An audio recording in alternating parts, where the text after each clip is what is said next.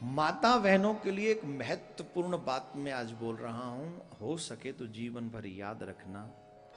तुम्हारे अपने घर के संदर्भ में अगर कोई व्यक्ति बाहर का तुम्हें आइडिया दे तो बाहर के लोगों की ज्यादा बात आप मत सुनना। इवन बहन बेटियों को उससे भी बड़ी बात कहूं, तुम्हारे ससुराल के विषय में अगर तुम्हारी मम्मी भी ज्यादा इंटरफेयर करे और ज्यादा आइडिया दे तो मम्मी के भी फोन ससुराल में लेके कम सुनना। जो चीज मैं आपसे बोल रहा हूं अगर इसको लागू करेंगे तो मुझे लगता है आपके ससुराल जो आज की स्थिति है उसमें कम से कम 30% एक्स्ट्रा शांति का अनुभव आप करेंगे। क्यों? तुम्हारी मम्मी हमेशा तुम्हें खुशी देखना चाहती है, प्रसन्न देखना चाहती है, तुम्हारे हित की बात करेगी। तो वो तुम्हारी मम्मी पता है क्या चाहेगी? देवरानी काम ज्यादा करे और तुम काम कम करो। वो ऐसे आइडिया देती रहेगी, तू ऐसे कर ले, आज दर्द का बहाना बना, तेरे सर में दर्द है। अब वो न दिखे किसी को, सर का दर्द दिखेगा, बस करना। वो मम्मी मेरे दर्द है ही नहीं, बट तू कह कि तुझे है, तुझे दर्द है। मम्मी मुझे नहीं है, तू रूमाल बांध ले, साड़ी बांध के बैठ जा।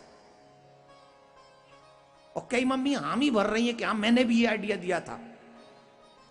जब मम्मी का प्रेम है, वो गलत नहीं है, मम्मी का प्रेम है कि वो दिल से चाहती मेरी बेटी स्वस्थ रहे, कम काम करे। पर ससुराल में ऐसा नहीं होता है। कोई बेटी जो आपके यहां बहू बन के आई है ना, जब वो ये करेगी तो आपको तकलीफ होगी। तो दो काम महत्वपूर्ण है। एक तो बाहर के लोगों की बातें आप ज्यादा मत सुनो अपने घर के संदर्भ में।